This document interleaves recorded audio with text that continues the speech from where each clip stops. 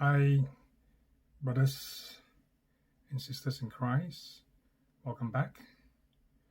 Today is my second sharing in a series of how do we cope with terminal illness as a Christian. Now, before I move on, I just want to say that I don't claim to have all the answers, or this is the only way you can cope with it. Everyone's circumstances is different, and your experience of terminal illness will be different from mine.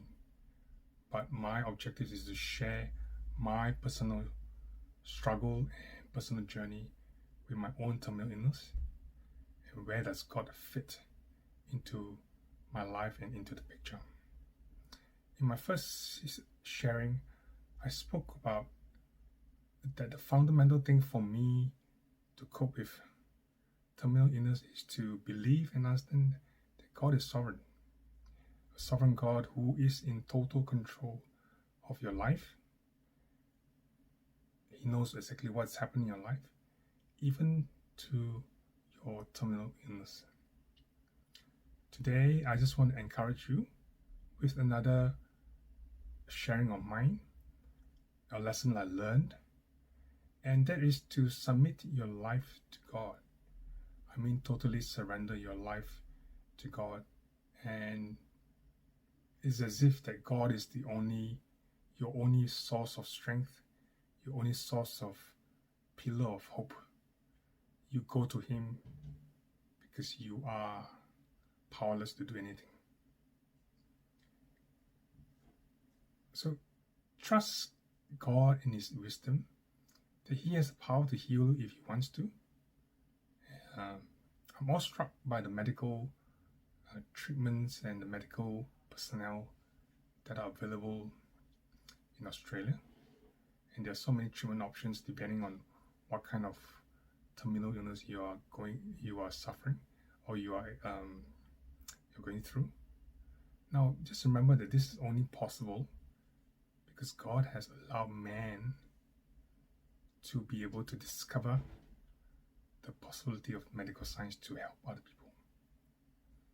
But there is a limit on what medical science can do for you.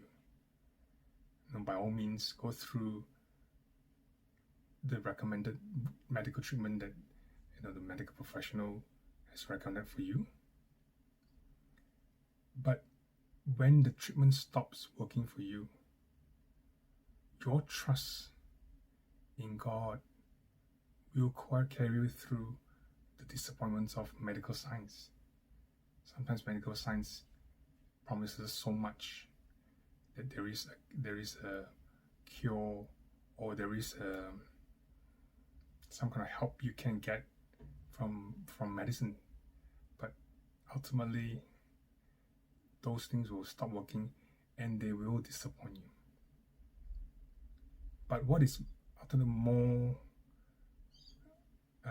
permanent or more valuable is that God has promised us a new body through resurrection.